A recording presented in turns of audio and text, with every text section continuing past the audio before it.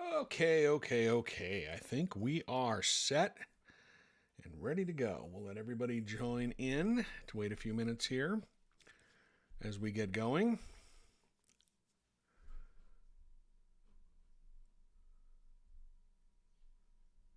Instagram saying they're having a little trouble seeing the video. I can see it fine on my producer screen. But now it's working good. Okay. Yeah, I just had to press the right button. Anyway, good evening, everybody. It is Wednesday, March 4th, 2026. We got 2 days left in the 2026 Utah legislature. A lot of stuff's happening up there. Burgess Owens announced his retirement. He's announced he wasn't going to run again.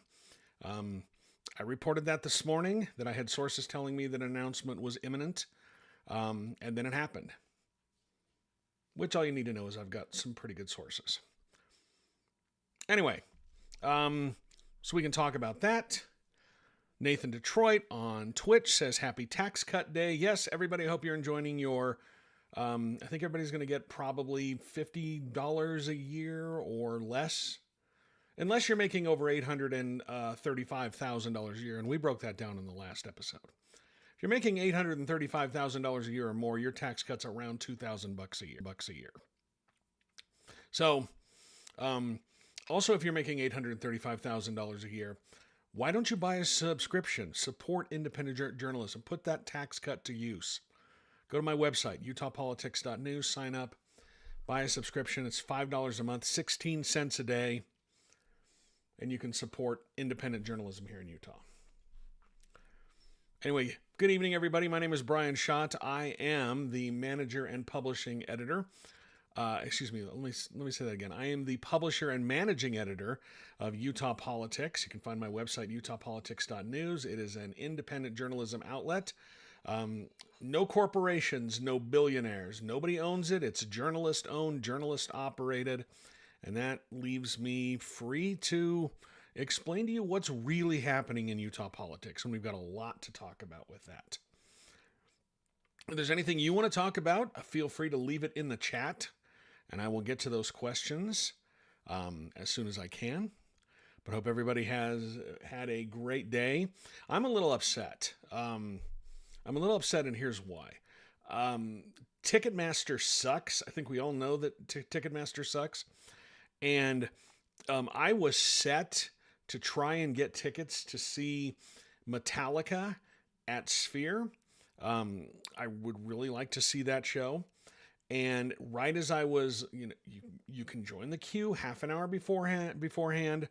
I was doing everything right. I've got a very fast internet connection. I wasn't trying to sign in on multiple browsers, none of that stuff. And right as the sale started to go live, or right as it was time to get in the queue, Ticketmaster's website went, it crapped the bed. I can't really put it any other way. You had to sign in multiple times. I couldn't join the queue. And by the time I finally got in the queue for tickets, there were too many people ahead of me, and everything sold out. Well, not everything sold out, but the only tickets available were $1,000 a piece. And I like Metallica, but I don't like Metallica $1,000 worth.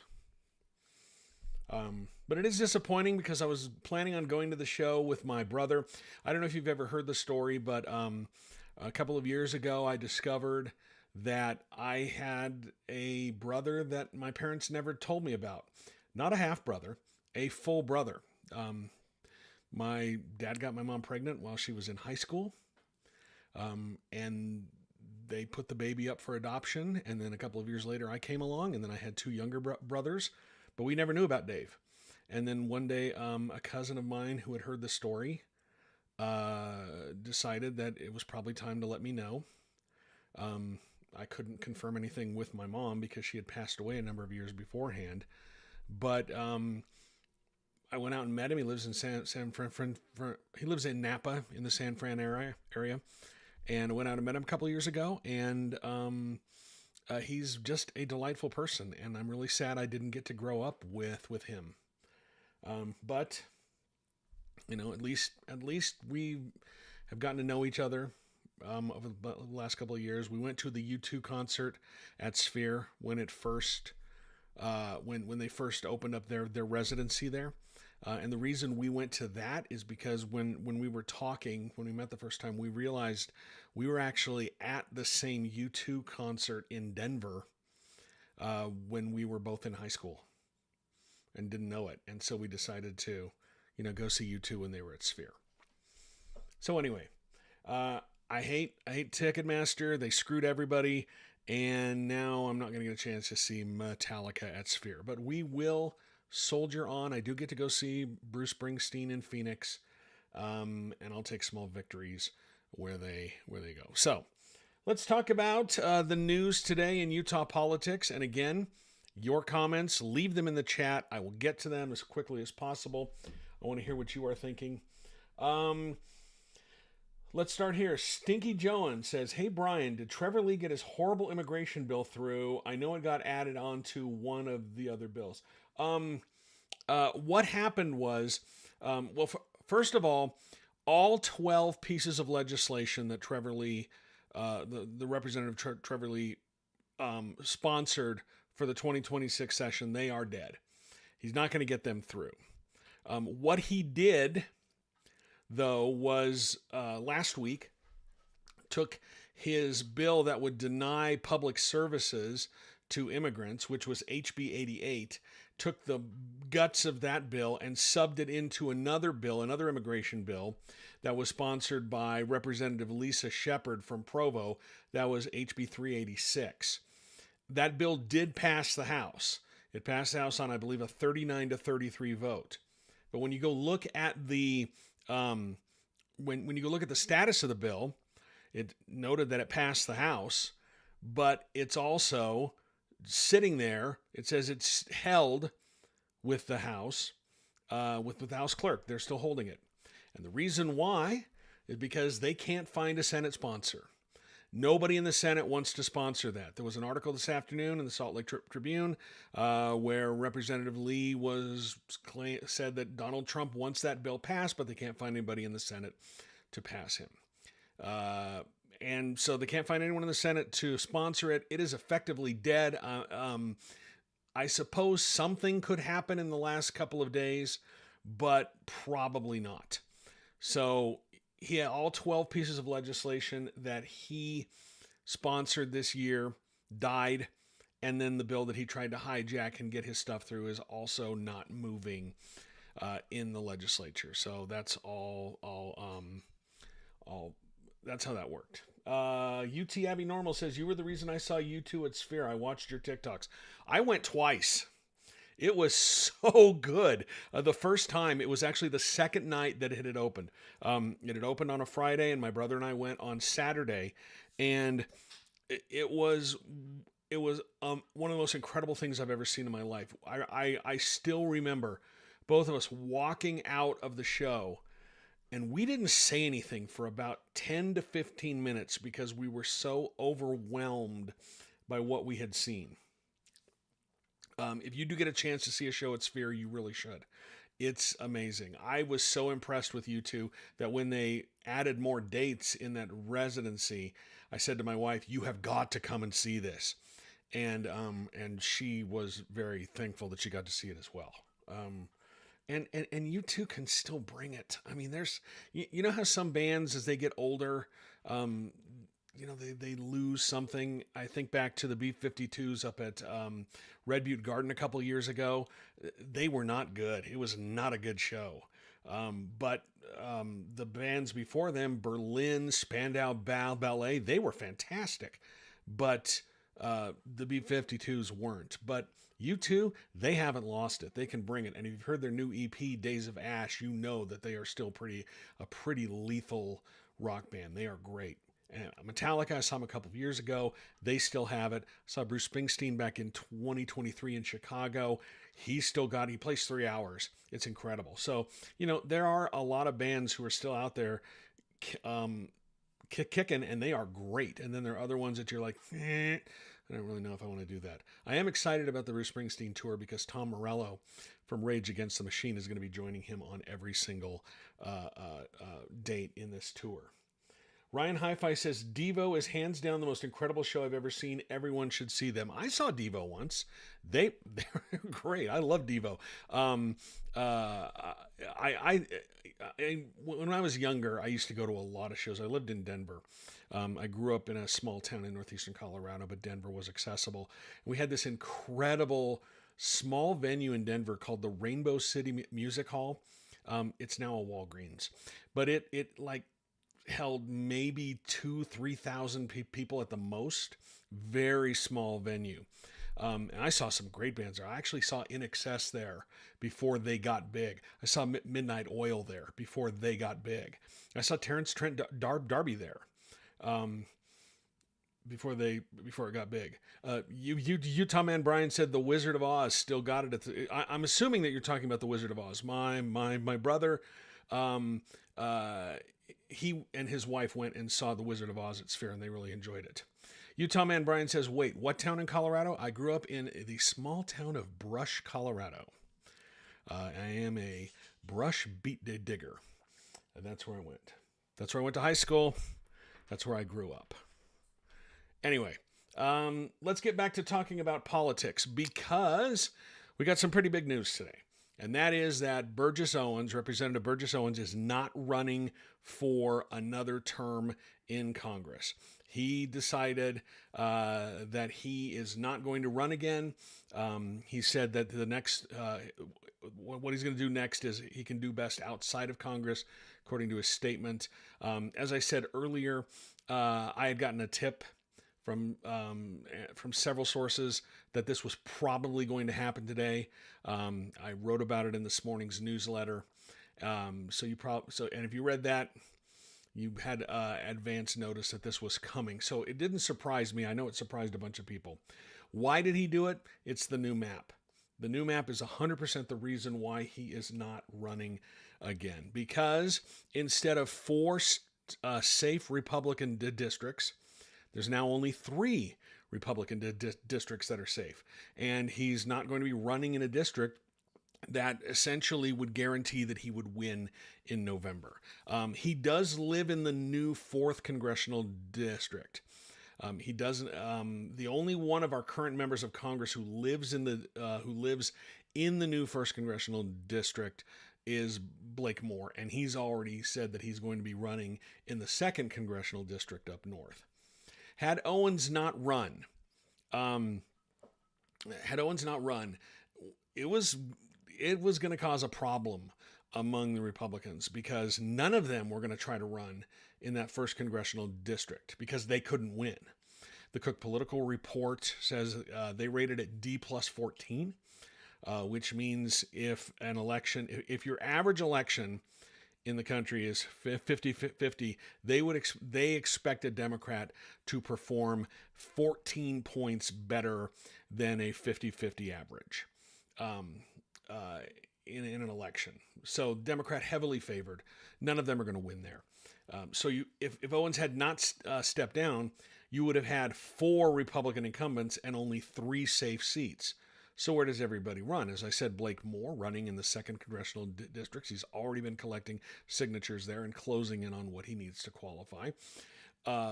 Owens does live in the new 4th district. That's where his home is. So he could have run there.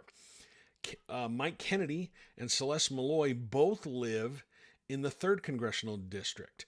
And I'd been hearing for weeks that Representative Kennedy was prepared to challenge Celeste Malloy for the GOP nomination if Owens had stayed in. So you would have had 2 incumbent members of Congress going against each other in Congressional District 3. Owens is retired. I would expect Kennedy to jump over to the 4th district. If you look at the maps, his house is probably within 2 miles of the border, probably closer than that to the 4th district, so it's not much of a leap. I would expect him to run over there, and then Celeste Malloy to stay in the 3rd. And all of those districts, the remaining 3 districts, are R+15 or higher. I think the 4th district is the most Republican, and it is an R+17, although the 3rd might be a little bit higher than that. But So we avoid that problem. But it leaves the question, who's going to run in that first congressional district against the Democrats? Because even though a Democrat is favored, as I've said before, there is a path for a Republican to win that seat. It's a narrow path. It's an extremely narrow path, and none of the four current members of Congress would have been able, in my opinion, would not have been able to put together the coalition that they would need to win that seat. Republicans have a very slim plurality. If you look at the voter registration numbers, 35% of the voters in that first congressional district are Republicans, 33% are independents, about 25% are Democrats. So you would have to see there is a way to put together a coalition to win that seat for a Republican, but again, it's a very narrow path. And the question remains, who would be able to put together such a coalition? I don't know if there's anyone out there. We talked about this a little bit briefly during the last live stream. I don't know if there's anyone out there who would be able to check this box. And I also don't know if there's the appetite for the first congressional district to even consider a Republican. I've been talking to people who are deep in Republican politics here in Utah. A lot of experience in Republican politics, and they are expecting an absolute bloodbath electorally. And they think that a couple of the current members of our congressional district, couple current members of our congressional delegation might be vulnerable, not to a Democrat, but to a Republican challenger. They have named, Blake Moore might be one person who is vulnerable to a Republican challenger. At least this is the people I'm talking to. That's what they tell me, simply because of his work with the original Prop 4 and Better Boundaries. Originally, he was one of the people who helped get it on the ballot. And there's a lot of anger among Republicans for that, and he could be in trouble. I'm hearing some names of people who might challenge him. I'm not going to tell you who it is. It is a couple of people, at least one is currently in the Utah legislature. And when I heard this name, it surprised me. I think running against Moore is sort of a fool's errand anyway. I mean, he's got over $2 million in the bank. I expect he would win Trump's nomination in that, Trump's endorsement in that district because he's a member of House leadership and he's got a lot of resources. So I think it's kind of a, I think that would be a fool's errand for a Republican to challenge him. Vote for Stephen Burt. Joins us on Instagram. He is running, and I'm going to get this right, in the 4th congressional district. He is running there, and it looks like the Republican, or at least the leading Republican there, is probably going to be Mike Kennedy, unless he decides to stay put in the 3rd and challenge Malloy. But I don't know why they would do that, because then you'd be losing 2 incumbents in the delegation. Although a lot of people think that Malloy might be vulnerable to that kind of challenge as well. She barely won the Republican nomination last time. If you remember, she was challenged by Cody, I'm forgetting his last name, but in 2024, but she barely squeaked through that Republican that Republican primary contest. So, anywho, that's all going to start to sort itself out on Monday. Monday is when we have the filing date for members of Congress. That's when they officially file with the state. Right now, there are 8 Democrats already in that race for the 1st congressional district, and we have Democrats scattered throughout the other districts as well. But I think all the attention is going to be on the 1st congressional district. We do know that Ben McAdams has already secured his spot on the ballot. He reached the 7,000 signatures needed to get on the ballot a couple of weeks ago. The last time I checked the signature totals, I know that Senator Nate Bluin was getting close. I know that Representative Blake Moore in the 2nd district is also getting close to secure his spot. And at first, Again, I'm just going to tease you with this a little bit. At first, I saw that he was gathering signatures in the new district, and I thought, well, that's curious. Although, it makes sense. He's done that in the past, but it's probably a good move because I think it's more likely than not that he's going to draw a couple of challengers in that district. So that all starts on Monday, and that's when people can start filing for that district. Monday through Friday is the filing period. We have a question on TikTok from Utah. Abby Normo says, I'm new to politics and getting bombarded by emails and texts about participating. Can you explain the process? I think you're talking about the caucus and conventions system, because the next big thing after the campaign filing is the caucuses, the neighborhood caucuses, and that's going to be Tuesday night, March 17th. If you want to participate, you need to reach out to your political party. If you are a Republican, only Republicans can participate in the Republican caucus. And obviously Democrats will be participating in the Democratic caucus, but the Republicans have put in some rules to stop people from registering to just go into the caucus and cause them some problems. That's where a lot of this stuff has happened. It's happened in the past. People who were Democrats would register as Republicans, get elected as convention delegates, and then cause some havoc. So here's the process. If you're curious about it, and I don't know what political party you belong to, but I will be spending some time at the Republican caucuses because I find those interesting. Although it might be interesting to go see what happens with the Democrats this time around, because they've suddenly got this very competitive race for the first congressional district. But on the 17th, you will go to your neighborhood caucus, and the Republicans usually hold them in elementary schools. I think the Democrats do the same thing. You meet elementary school classroom or in a cafeteria, and what you'll do is you'll meet with your neighbors, and you will have elections in there, and they will elect delegates to represent that area, that precinct, or whatever, however they're broken down at the conventions. And there are two types of delegates. There are county delegates and there are state delegates, because some races are decided at the county level, and then there are other races that are decided at the state level.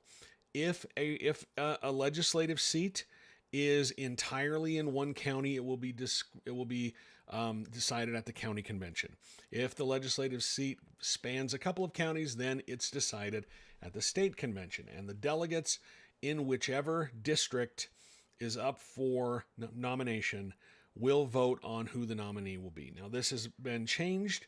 A lot of the authority that has been zapped, has been taken out of it because of the signature gathering path.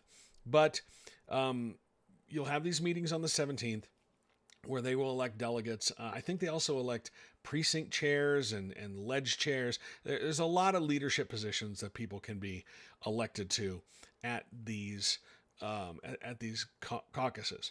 Then if you are elected as a delegate, you start meeting with candidates, and it's your job to vet them, to ask them questions, to go to meet and greets. Delegates used to really clean up. There were a lot of free lunches for delegates a long time ago. That used to be, delegates were treated very, very well during the lead up to convention, before we had the signature path. This was the only way to get on the ballot, but now it's not. So if you are a delegate, you can either be a county delegate, a state delegate, or both. Some people are both. And then you go to the conventions, and then you vote on candidates there to give them the nomination. And then your job is pretty much done. But those are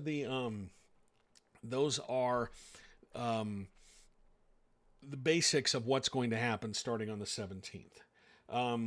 UT Abby Normal says, so don't feel intimidated if I show up and I don't know anyone. Exactly. That's the process. These are supposed to be people in your neighborhood. That's the theory behind the importance of the caucus system, that these are your neighbors, and whoever they elect is going to represent them in helping to find candidates for these elected offices. delegates serve 2-year terms. So you go to your nominating convention in even number years, and then the next year is what they call an organizing convention, and that's where you elect party leadership and make changes to party rules and the party platform. If you go to the Republican caucuses, just be advised the first thing that you're going to do is they're going to read out loud the Republican platform. They have to. That's what they need to do.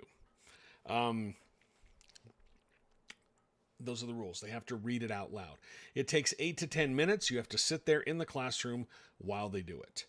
A couple of years ago, I went to one of them, and it was a lot of fun. And I say a lot of fun because I'm a civics dork, and I love that sort of thing. But it was a lot of fun to me. The couple who was running it came in, and they had shirts that looked like the American flag and the Bill of Rights, and there was his tie was incredible. Like, it was one of the most incredible outfits that I've ever seen in my life. It was truly spectacular. It was the Turning Point USA halftime show in a shirt, manifested in a shirt is what it was. So expect that if you go to your neighborhood caucus, which is on the 17th. But we're about ready to hit this thing full speed ahead. And it is going to be a very, very competitive year. I think we're going to see some surprises of people getting into these congressional races. People that you may not expect. There's some names floating around, as I said, that surprised me when I heard it. I'm still trying to nail some things down. But that's what is coming. But again, back to who was going to run in this first congressional district for the Republicans. Right now, it's Dave Robinson, who is, if you don't remember him, he worked for the Salt Lake County Party, and then he was ousted because there were claims of that he sexually harassed some people. He ended up suing everybody. He sued everybody. And a lot of the people that he sued, those claims were dismissed, but I think he's still in a lawsuit with quite a few people over this. I know he sued some reporters, which is one of the reasons why I don't engage with him much anymore, because you don't know if you're going to get sued. I mean, you just have to be really careful when somebody who you had been covering, you report on, turns around and sues a couple of journalists because they didn't like a story that came out.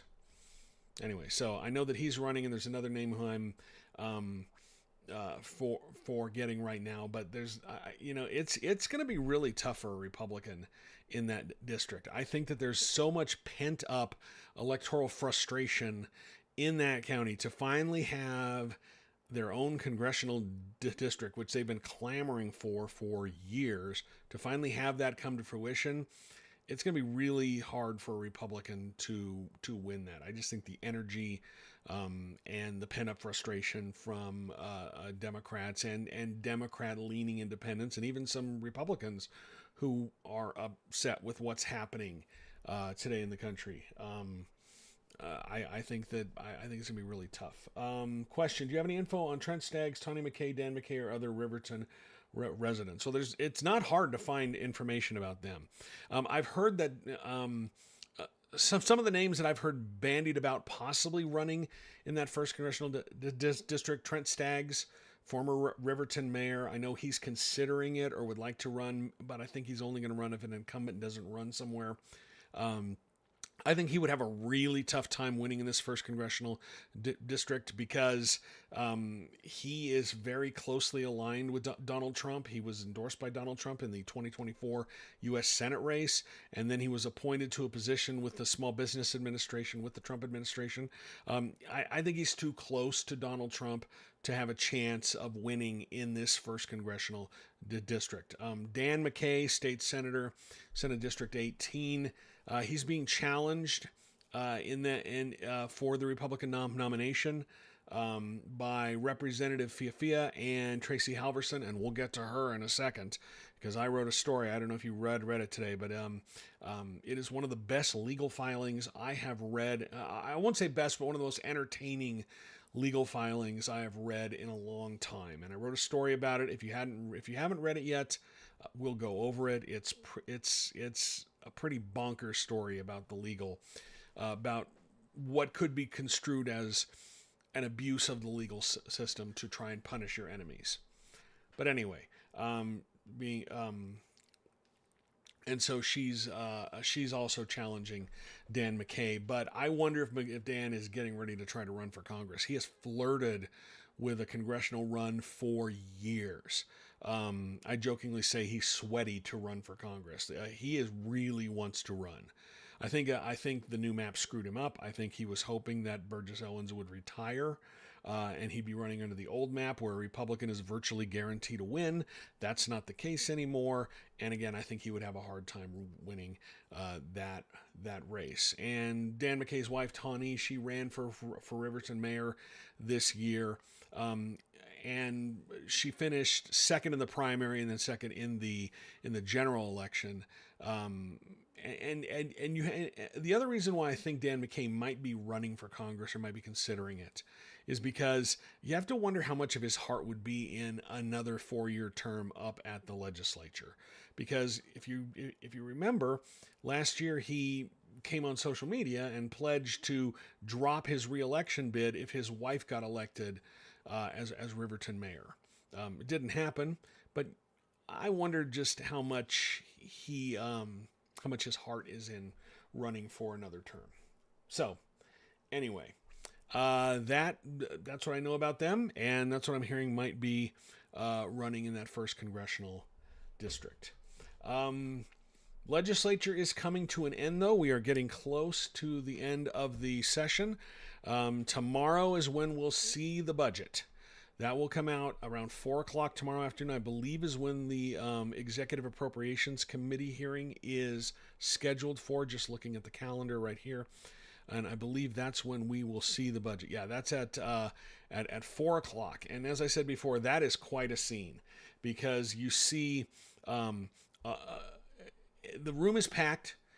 Every lobbyist who has tried to get something funded is there.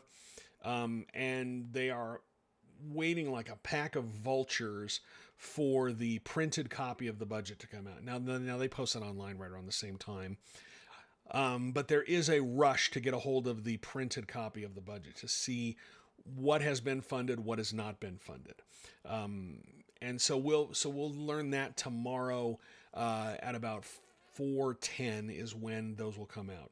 In that meeting, the Democrats, they always do this. They will make some motions to try to fund some projects that are important to them, and those will get voted down. It happens almost every session. They'll make a series of motions. But that's what we are expecting to have happen tomorrow at 4 o'clock, so we'll see the budget. As Nathan Detroit mentioned as we came in on the show, the tax cut, which we broke down on the last episode, has passed. So income taxes are going to be dropping by 0.05%, again down to 4.45%. And as I explained last time, that's going to cost $101 million every single year.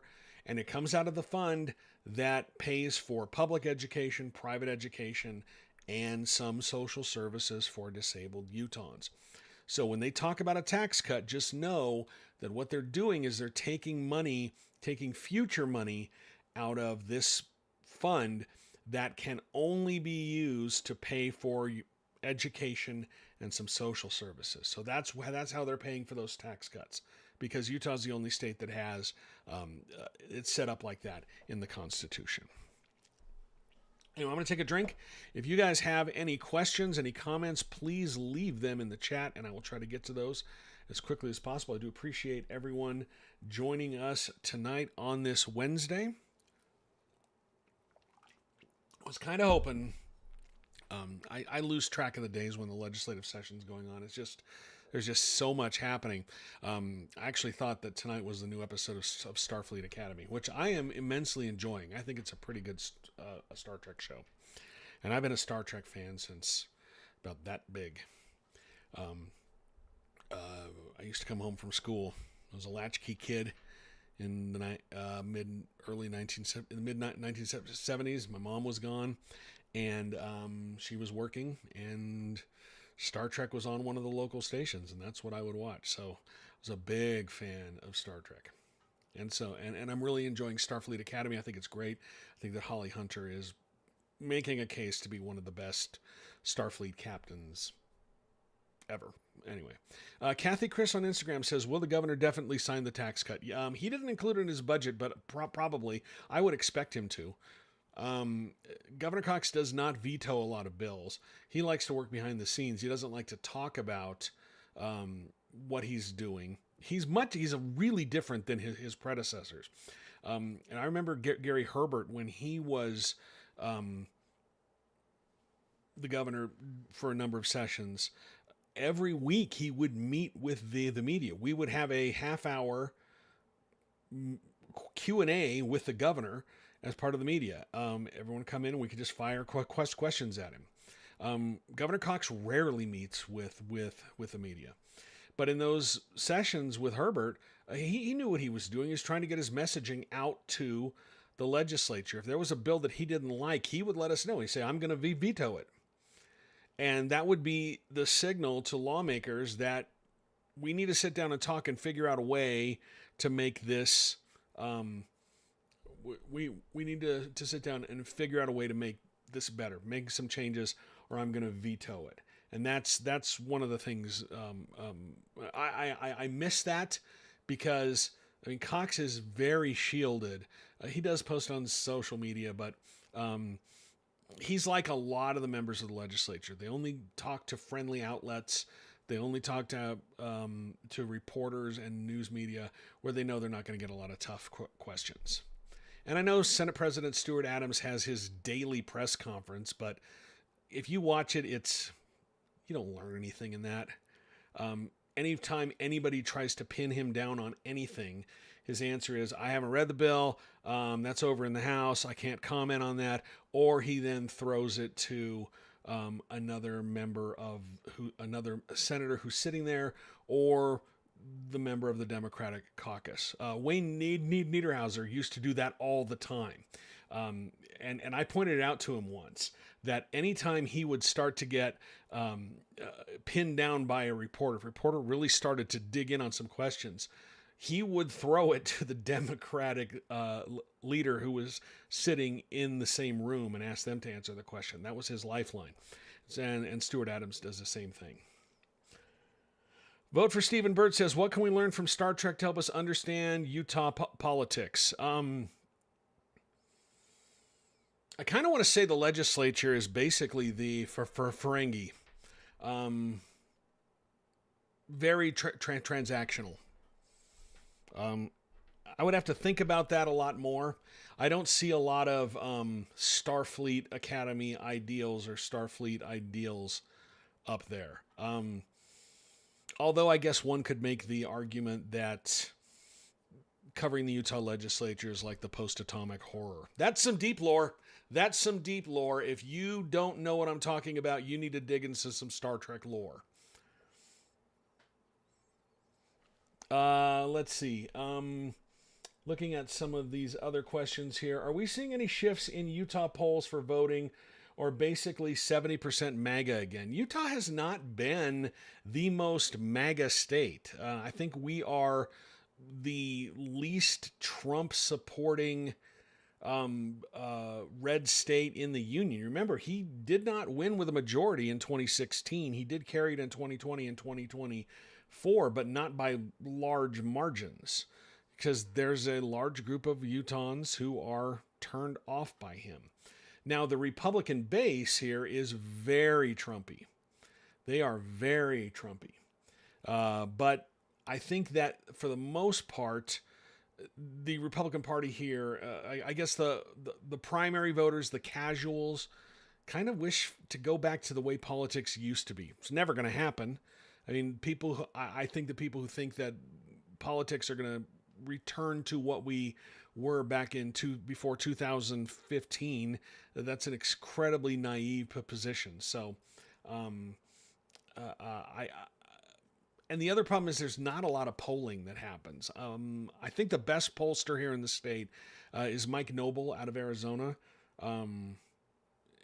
and he's a friend of mine, but he absolutely nailed the 2024 primary and the election. In fact, he was the only one who predicted that, or his polling showed that Phil Lyman was going to do as well as he did with a write-in campaign. I think he had Phil Lyman around 12%, and Lyman ended up with 15. So again, I guess I'll reach out to Mike and see if he's going to be doing some polling here, because he does that every once in a while, and I think it'd be interesting to see if they have plans to do some polling in the state. But there's not a lot of polling that shows us where we are, for better and for worse. I think a lot of polling it's untrustworthy. It depends on your sample, and then you've got these prediction markets like Kalshi and Polymarket acting like they are pollsters, and they're not. I don't know if you saw the post last night before the Texas primaries, but there was a post yesterday where Polymarket was adapting, or was using the language of journalism to give themselves sort of like the sheen of truth. They were saying that heading into that election, the Texas U.S. Senate primary, they said that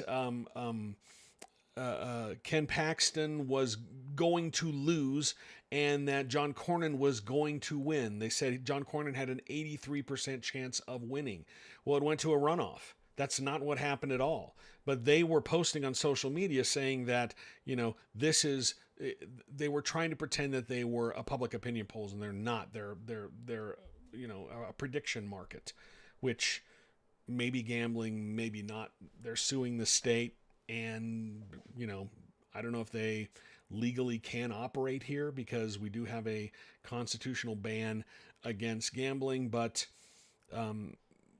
that'll be all sorted out in court. What bothers me more is the fact that these organizations are starting to partner with legitimate journalism outlets like CNN, and you're seeing them integrate in with Substack. I don't publish on Substack, not because of that, but because they have a really big Nazi problem over there, and I refuse to be a part of that. But they're trying to pretend that they're journalism, trying to give themselves the air of legitimacy as an accurate predictor, and it's not. That's just not what it was. Any comment? This is from the Mad Bluebird on YouTube. Any comment on Davis County clerk saying they reviewed rejected signature packets and found 2,000 that had been rejected due to the first signature in the packet accidentally writing 2025 for the date? I think that they're on solid ground for doing that. I did notice when I was running the numbers for Prop 4, let me see if I can pull that up right now, where we are with that. But I did see as I was running the numbers today for Prop 4 that a lot of signatures showed up in some of these districts that seem to be on the edge. I know that Senate District 7 jumped quite a bit. And I think the one district now that might be on the edge, there are two districts that I'm still keeping my eyes on about whether or not this gets on the ballot. And I think it's more likely than not, and it's becoming more likely every day, that this will qualify for the ballot. The Prop 4 repeal is going to qualify for the ballot. The numbers are just so much in their favor. But the two districts that I'm watching right now are Senate District 6 and Senate District 13. 6 has already qualified. They have, let me look and see if I can find let me find that here. I'm trying to look at my numbers. I've got like 8 million tabs open right now, so I apologize for that. But right now, the Senate District 6 has a surplus of around 617 signatures, according to the new numbers. There have been about 140 removals there. The removal window is open, so that one could be on the edge.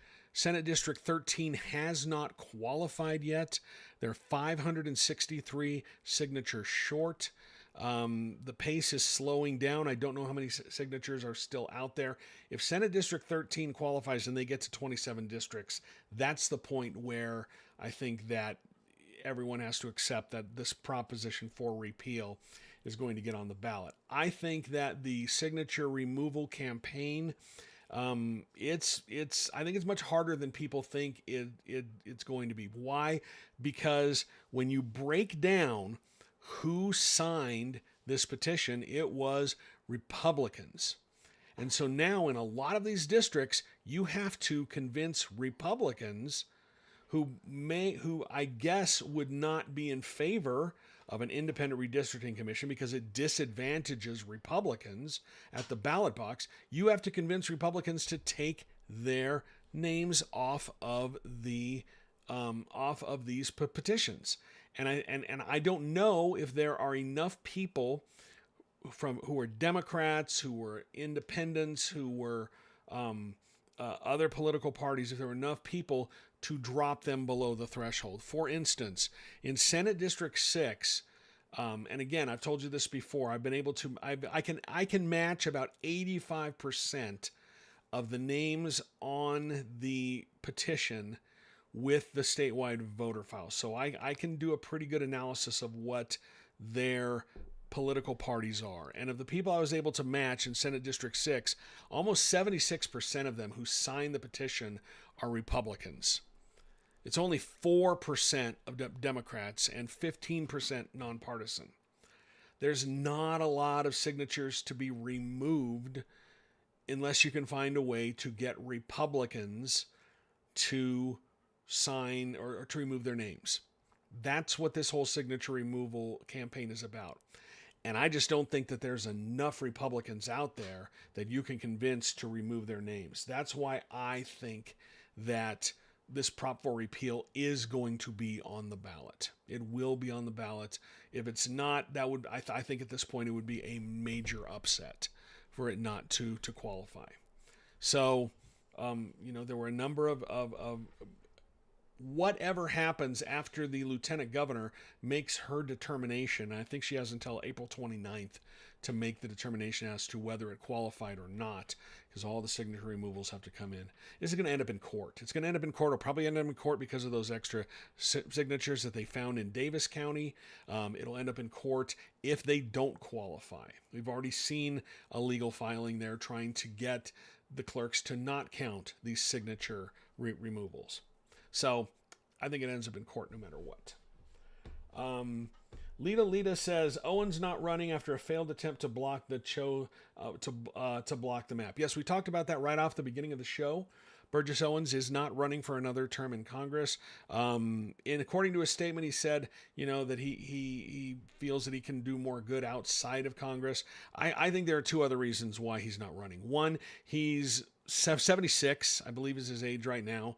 And two, there's not he could run in the 4th district where he lives and win pretty much guaranteed, but he might be challenged in the primary. Basically he would have to work. If you look at his last two campaigns, he didn't have to do anything. He almost didn't show up at the debates that happened. Back in 2022, the Republican Party had their own debates, and because they didn't like the choice of moderator. I don't like the choice of moderator either, but it's not because of the same reason that the Republicans do. I do it because I don't think that lobbyists should be pretending to be journalists. I think that does a disservice, and I've talked about that before, but we've got a bunch of lobbyists who like to pretend to be journalists. That's, I'm not a fan of the Hinckley Report. I think the Hinckley Report, a lot of people ask me, when are you going to be on the Hinckley Report? I used to be on it. I'm not going to be on it now. I just think that that's not... it's not playing above board. Jason Perry, who is the host, he is the lobbyist for the University of Utah. He's a lobbyist, and he's interviewing lawmakers, and you're bringing lawmakers and other lobbyists and journalists on to talk about the issues of the day. You're not going to get an honest discussion because a lot of people have clients or have ulterior motives. There are radio shows in this town with two hosts in afternoon. It's a political show. And one of the co-hosts, who used to be a politician, is now probably one of the most high-priced lobbyists in the state. In fact, this person's firm donates a lot of money to political candidates. But then he gets to go on the radio and pretend that he's a journalist and a commentator. I don't like that. I don't think that that's proper. Utah Debate Commission, when they were doing the debates, they often had lobbyists act as the moderators. I think that's wildly improper. I think it's incredibly improper. I hate the way that they did the debates anyway, but I think that that's probably one of their biggest sins. So I don't like lobbyists pretending to be journalists, and I don't like how everybody just kind of looks the other way. One of the reasons why people go on the Hinckley Report is because they get paid. You get a $70 check every time that you are a guest on the Hinckley Report. They haven't asked me for a while, and if they do, I will say no. And I'm guessing that if they see this, I've been off their list for quite a while. But no, I just don't think that that is a legitimate a legitimate discussion or an honest discussion of politics. You know what I miss? I miss the Van Ocker group. Now, that had lobbyists on it, but Chris Van Ocker was a journalist, and he asked tough questions. I enjoyed going on that show. That was a lot of fun. Yes, we did have lobbyists, but everyone knew that they were lobbyists. There are podcasts in town where the political analysts for these podcasts and these and these television stations are lobbyists. What are you analyzing? Anyway, that's just one of my pet peeves. I don't think it's proper. And then you have pretty high profile politicians going on these podcasts, on these shows, where they are, where nobody really acknowledges that someone in the room is a lobbyist. There's really no disclosure there. And you should really know who's trying to present news to you. Lorna Gem says, how do we find out more about these lobbyists? You can go and dig into a fun little website, lobbyist.utah.gov. They have all sorts of information. You can look up and see what contracts lobbyists have. It's kind of hard to navigate, but once you get the trick, or once you understand the trick, you can find out a whole bunch of stuff about these lobbyists, like which clients they have, which politicians used to be lobbyists, which elected officials now used to be lobbyists, who goes back and forth. This is not me being anti-lobbyist. This is me being anti-lobbyist pretending to be a journalist and nobody acknowledging the elephant in the room, that this person has clients who pay them to lobby elected officials, and then they're commenting on politics. I find that really kind of odious. Anyway, that's enough of me being on my soapbox. Let's see. Andre on YouTube says, I feel the legislature is more like the Q, all powerful and does crap that's mean and for no reason at all claims to test you. I disagree, because Q, he had an end goal in mind. Yeah, he was annoying. I think he's the greatest character Star Trek has ever introduced. I loved Q. I loved John Delancey as Q. He was fantastic. I don't know if you saw this. I think it was the second season of Star Trek Picard, maybe third. I think it was the second, where Q came and Q was dying. And I thought that was a nice way to end that thing. But I also think that I disagree that the legislature, well, maybe they are kind of like Q without having a grand plan. Because as we've seen this entire session, the Utah House is very reactionary. Very reactionary. And a lot of the reactionary bills that they push through are getting stopped in the Senate. but there's a lot of reactionary legislation. We talked about Trevor Lee, his 12 bills that did not make it, that are essentially dead. That is reactionary, anti-immigrant, social, culture war bills, a lot of reactionary stuff that didn't go anywhere. You look at the election bill, and this is a great piece of reporting that happened yesterday. Jefferson Burton had made some claims about his bill to end mail-in voting, that hundreds of dead people had voted, and then he admitted that he made it up. He didn't have the proof. I mean, I'm glad that someone finally had the chance to ask him. He doesn't answer my questions, but I'm glad someone had the answer, or had the chance to ask him that, because when they asked him that, you found out that he's full of crap. They're just making stuff up, but they make stuff up all the time, right? There's a lot of legislators who pull stuff out of their butt when they're talking about it because they know they're not going to get challenged on it. I'm not going to name any names, but there are a few up there that I know have made claims that just don't hold up. I actually called Burton out about this last year when his election bill was going through the process. Someone came up and testified that they knew. In fact, I think it was him who said that he knew of some parent called him or some constituent called him and said that they had voted for their child who was on an LDS mission. And he said, well, you can't do that to them. And my point is, that's a crime. That's election fraud. Someone voting for somebody else's election fraud. And somebody just told you about election fraud. And I reached out. I said, did you do anything about this? Did you file a report? Did you do anything? He didn't get back to me, but I can't find any evidence that he actually filed a report when somebody admitted to him that they had committed election fraud. But my hat's off to the journalists who asked him to provide some proof to back up his claim that dead people were voting, and he didn't have it. And that bill got stopped. But it's a lot of reactionary legislation. But that's how you would expect the House to operate. The Senate, they get elected every 4 years. The House every 2 years. It's just like in Congress. The way that it was supposed to be is, I think that they say, the Senate is the cooling saucer below the hot cup.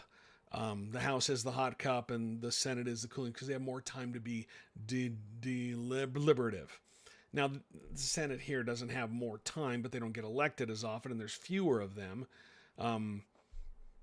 But a lot of the reactionary stuff got stopped this time around. Let's see. I wanted to talk about this story. Let me pull it up because I want to talk about this. I don't know if you read this, but I wrote a story today about this bonkers lawsuit that's been going on in federal court. And we've talked about this before.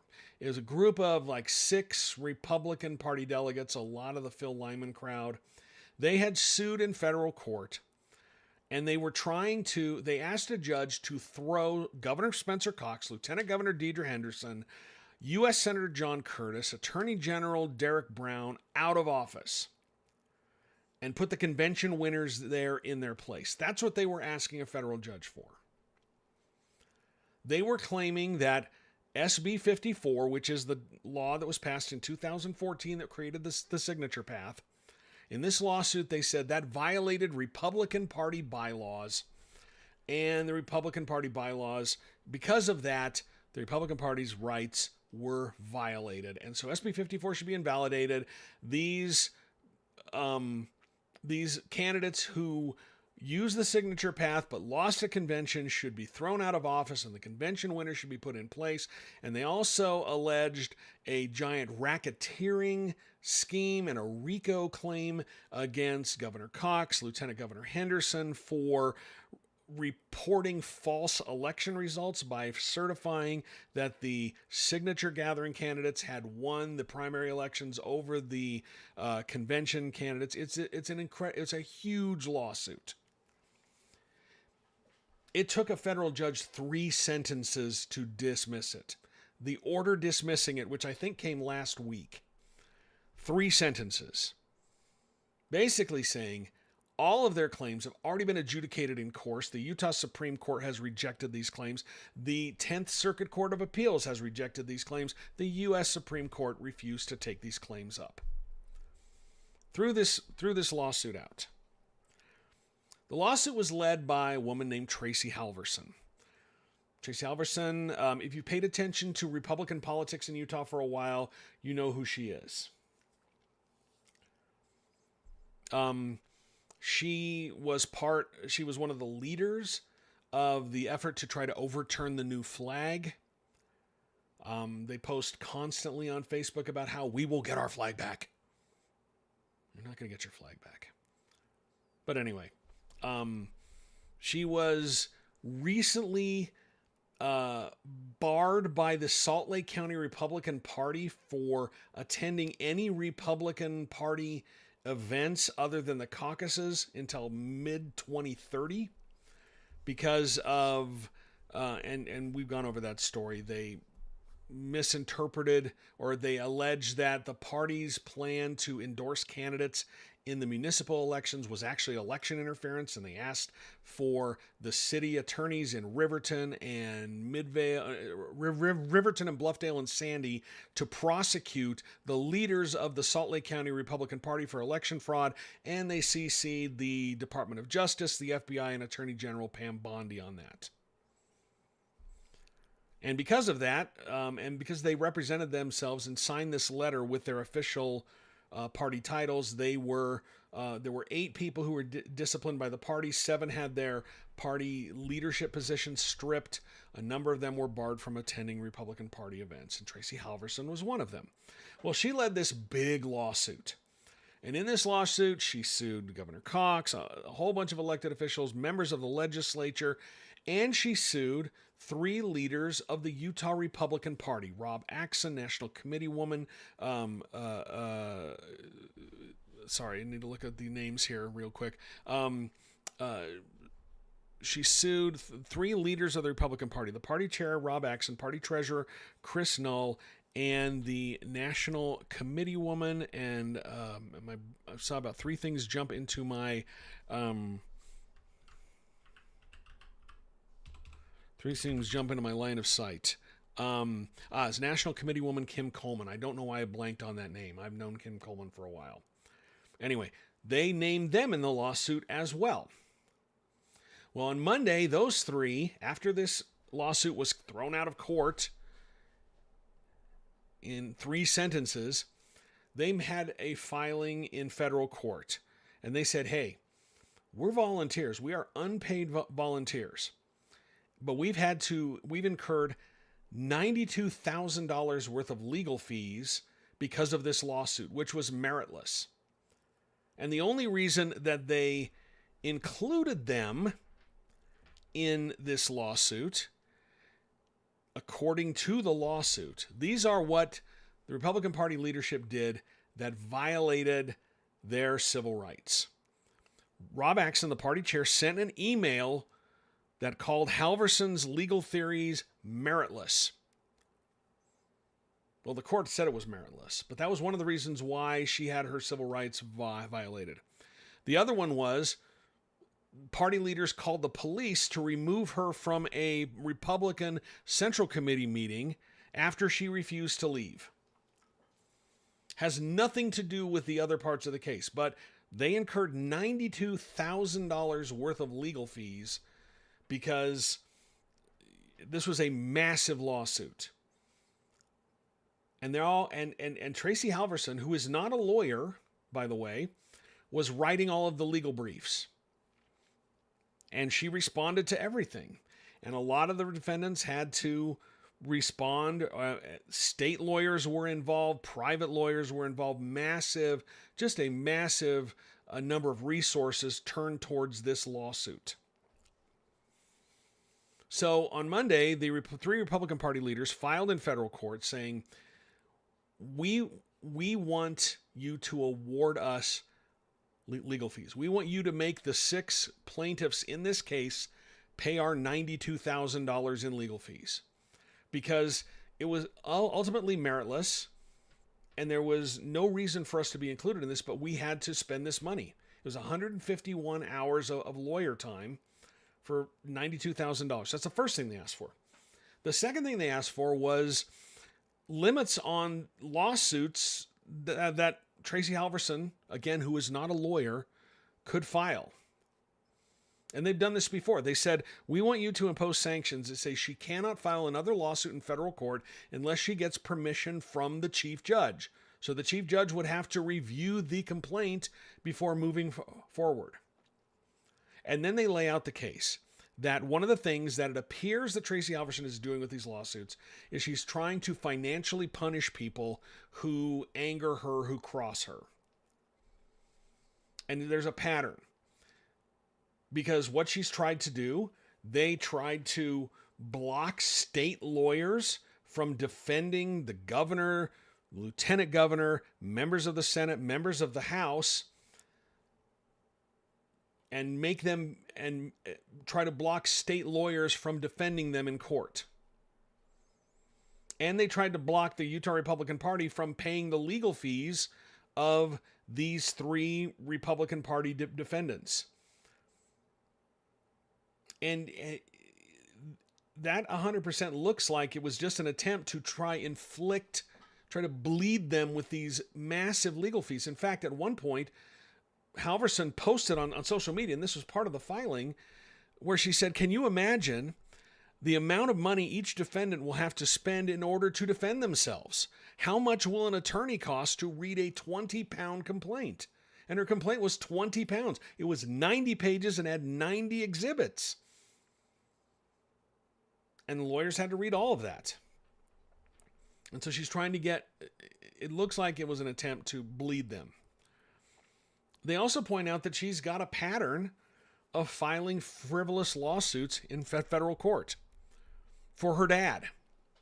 Her father, a man by the name of Stephen Huber, is currently involved in 2 lawsuits. The first one is against the Bureau of Land Management.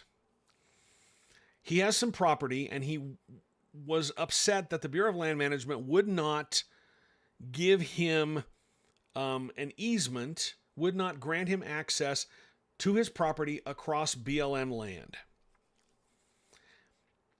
They said, you need to file an application, and it's probably going to cost you some rental every year, a couple, whatever the cost is. But you're going to have to pay for it because it's federal land.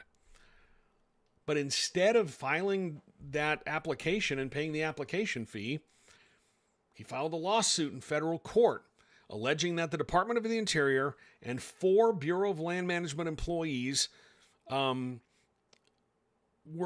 accusing them of robbery and extortion for denying him access across federal land. He's suing for $90 million.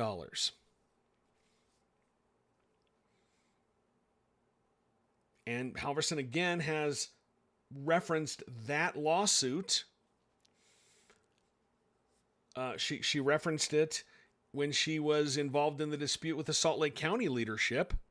In an email, she said that those BLM agents are being sued individually and in their official capacities, and that, quote, the attorney bills are over $100,000 and they haven't even had a court hearing.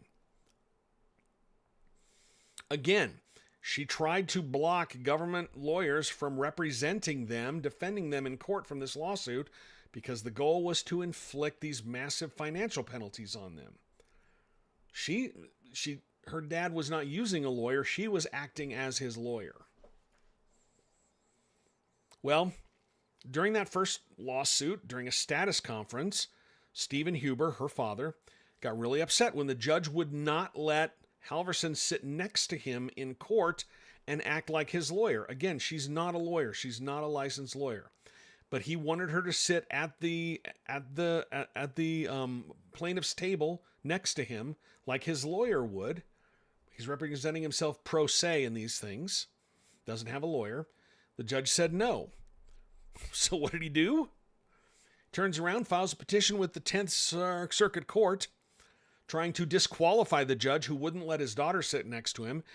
And he also wanted an order from the 10th Circuit allowing him to have whomever he chose, and I'm quoting here, including but not limited to his trusted daughter, sit beside him during any court proceedings. Now the court said no. And guess what happened? When the court said no, he turned around and sued the court clerk who posted that opinion to the website. Court clerk didn't even do anything. All they did was post the opinion online, and he turned around and sued the clerk because he didn't like the outcome. Now, this case was later stayed because of a government shutdown. There was a funding lapse. But then in December of this year, he filed another federal lawsuit. And in this lawsuit, he accused judges, court clerks, federal prosecutors in the first lawsuit of participating in a racketeering scheme against him to deny him his rights when they ruled against him in the first case and for staying the case. And he also included a number of civil rights claims in that case. In these 3 lawsuits, and this is incredible. I need to pull up this entire list. I'm going to read directly from the opinion, because it's flabbergasting. My gasts are flabbered as I read these things, but it's also pretty entertaining. It's shocking but entertaining to see the number of people that they've sued. And I'm quoting directly from the filing now. All told, plaintiffs Huber, that's her dad, and Halverson have sued the following entities and people: the United States government twice, the state of Utah, the United States Department of the Interior, the United States Bureau of Land Management, the Office of the United States Attorney for the District of Utah, the 10th Circuit Court of Appeals, the United States District Court for the District of Utah, United States District Court Chief Judge Jill Parrish, United States Magistrate Judge Cecilia Romero, Utah Supreme Court Chief Justice Matthew Durant, Utah Governor Spencer Cox, Utah Lieutenant Governor Deidre Henderson, the Utah State Senate President Stuart Adams, the 2 Utah State Senators Dan McKay and Curtis Bramble, the Speaker of the Utah House of Representatives Mike Schultz, a 10th Circuit clerk, 2 clerks of this court, 4 BLM employees, the Davis County clerk, and the 3 leaders of the Utah Republican Party. In those 3 lawsuits, that is all the people that they have sued. Again, they're not using a lawyer. Halverson, and they provide proof or evidence in this filing that she's the one who's writing these filings. And she's not done. She's already threatened a 4th lawsuit. She sent an email to the sponsors of the bill HB 260, Representative Anthony Lubay and Senator Brady Brammer, threatening to sue them because of this bill. What does this bill do? Well, it cracks down on the unauthorized practice of law by someone who is not a lawyer. The very conduct that she is said to be doing in these cases. So she's already threatened another lawsuit. So what they're asking for is the $92,000 in fees, and for the judge to say, you can't file any more lawsuits unless you get permission from the chief judge. And if you take all of this in total, all of this stuff, these 3 lawsuits and possibly the 4th, and all the people that they've sued and all the claims that they've made, you can't come to any other conclusion than it is an abuse of the legal system. It is an incredible abuse of the legal system. And I say that, maybe she'll sue me over this. I don't know. That's why I have insurance against that. That's why I have media insurance against this sort of thing. But all of her claims have just been thrown out. Like the lawsuit I told you about, the big one, was dismissed in 3 sentences. These are frivolous lawsuits. They argue things that are not the way that they're supposed to be. They argue things that go against precedent established law.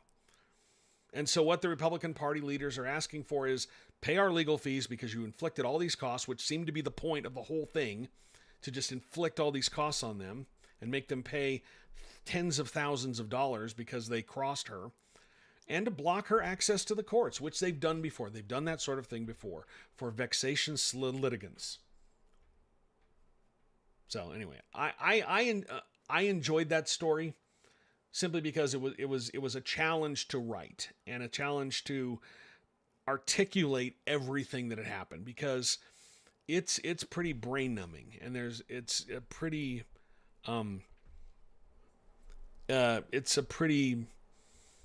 outrageous abuse of the court system. I think that's the only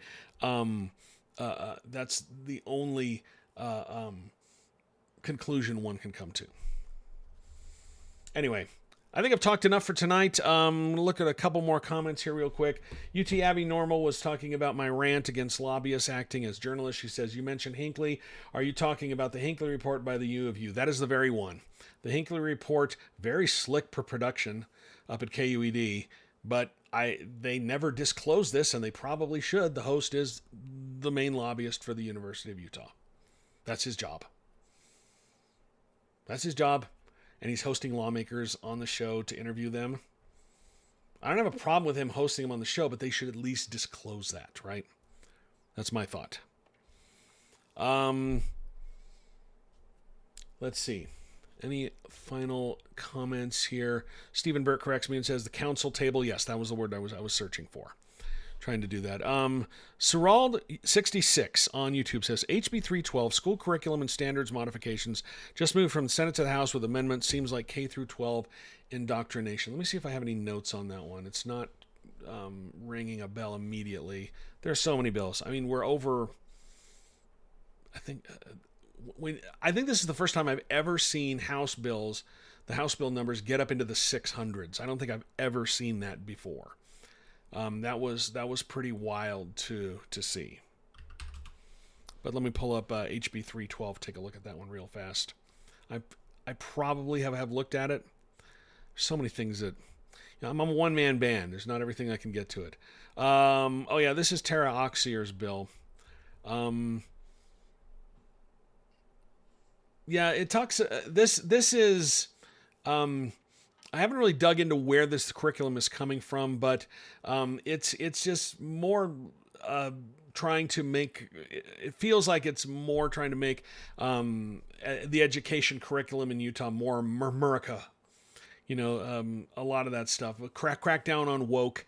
It's that sort of thing. That's what it feels like it is. I'll need to spend a little more time digging into it, but it does talk about that's been a big push among conservatives, is to change the social studies curriculum. We've talked about this in the past. They almost turned over the civics curriculum in the state to a Christian nationalist pseudo-historian.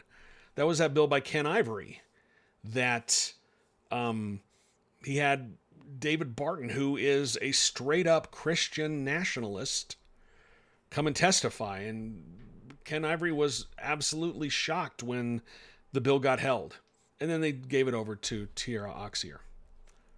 In fact, was this the bill? No, it wasn't. No, his was a different bill, but they gave it over to her. So I'm not exactly. I'll have to dig into that a little bit more. I did write a story this week about how one bill was written specifically to get anti-abortion propaganda into classrooms. That one came from Representative Nicolene Peck, HB 315. She has some very specific things in the bill. It says that for this bill, it mandates that beginning in the 2027-2028 school year, public schools must include in their sex ed classes, in their maturation classes, a high-definition video of at least 3 minutes in duration. That's pretty specific.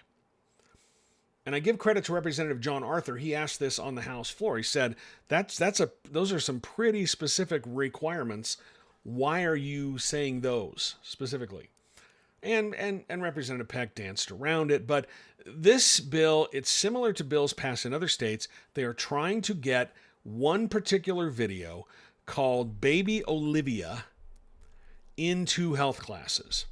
This is a 3-minute animation produced by an anti-abortion group called Live Action. Live Action, they're a nonprofit. They believe in no abortion in any circumstances. They are against abortion in all circumstances. At least 20 states have introduced similar legislation. 6 of them have adopted it so far. Now, this bill does not say you must specifically show Baby Olivia. It leaves it up to the State Board of Education to vet these materials and then put out a list of what approved materials are. But you can bet Baby Olivia is probably going to make that list if this bill passes. It will be one of the approved materials. Now, the problem with this bill is medical experts say it's inaccurate. The video presents milestones in fetal development. It basically it's a computer animated video following a baby's development inside the womb.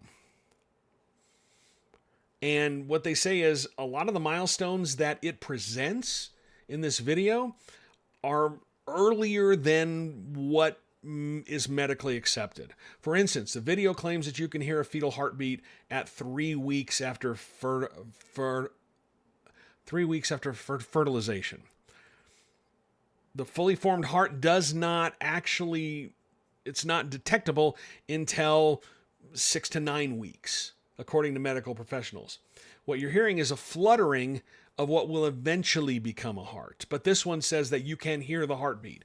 It's technically not a heartbeat, but it's misleading in that way.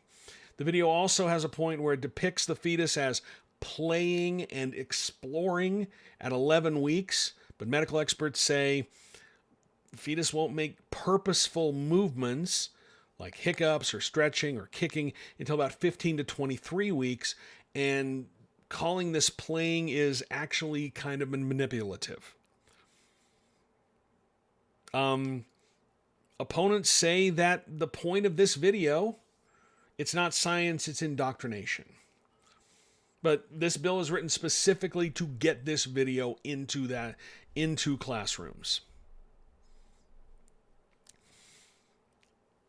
When she was in committee, Peck said that the Baby Olivia video was the genesis of this.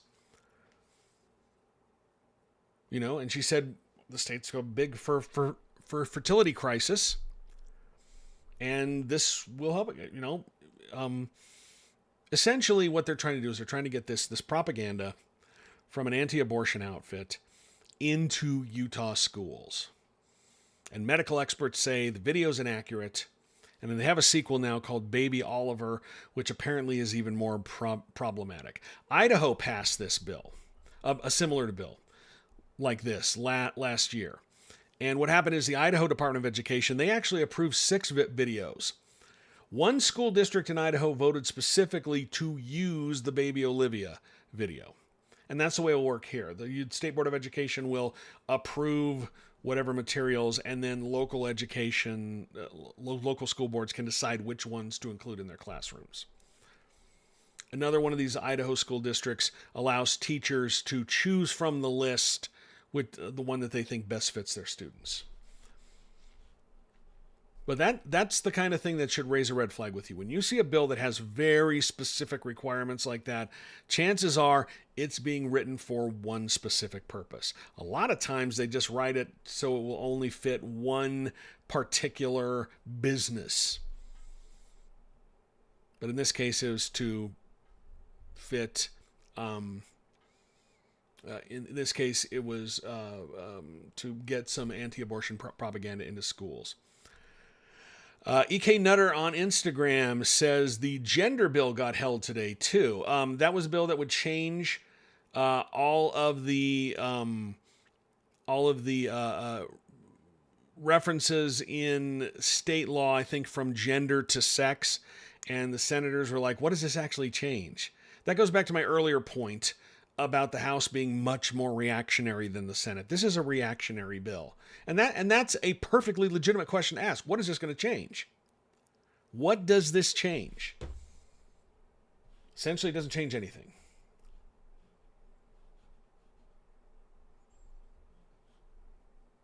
So anyway, I think that's probably going to do it for me tonight. We've been talking for an hour and a half. I really appreciate your time, your attention. we'll do this again. I don't know if we'll do it Thursday or Friday, but Friday is sine die. That's when the legislature is done for the year. They got to be done at midnight. Quick story about that, though. I thought this was pretty fascinating. This is kind of fun. When it used to be, before everyone had a cell phone and a clock on their phone. And I've got a picture of this somewhere. I need to dig it up. But the only clock in the legislature was the one above the dais in both the House and the Senate. And I've got a picture of this where they just draped a black cloth over the clock so no one could see the time and they could work past midnight. Because no one knew exactly what time it was. I think this was probably maybe the 60s, 70s. I've got to dig up that picture and post it. It's one of my favorites. But anyway, they have to be done at midnight. That's when sine die. And then if you can get over there, it's kind of interesting because the House will have some sort of video where they think they're really funny. And it's not. I miss the days where they would have like actual talent shows on the floor. Derek Brown, who's now our Attorney General, he is a hell of a he is a hell of a piano player, and he would play on the House floor, and it was fantastic. EK Nutter says the KUTV podcast mentions that story a lot. I don't know which one you're talking about, the gender story or the anti-abortion propaganda story, but. The KUTV podcast, if you were here, that is another one of those podcasts that happens to have a lobbyist as a co-host. Mara Carabello is a lobbyist. I know Mara. She's a very nice person. I don't think she should be pretending to be a journalist. She's a lobbyist. Just know... buyer beware when consuming political media in this state, because you don't know whether people are where people's motivations lie. So anyway, that's going to do it for me. We will chat at you again sometime later this week. If you want to know when we're going to be scheduling these, sign up for my newsletter at utahpolitics.news. It's free. I always send out an email blast, and I've been including forms where people can include questions ahead of time, send me questions ahead of time so I can be a little bit more prepared when you're asking about specific pieces of legislation. They've got over 1,000 pieces of legislation, and it's really hard to track all of them. And I'm just one person. I'm an independent journalist. It's just me. All the content on the website, all the content on social media, these lives, everything is produced by yours truly. I work my butt off, but I love it. Anyway, thank you so much for watching tonight. Thank you for your attention. Go to my website, sign up for my newsletter. It's free. And we will talk to you again soon, probably a little bit later this week. Be safe and have a great evening, everybody.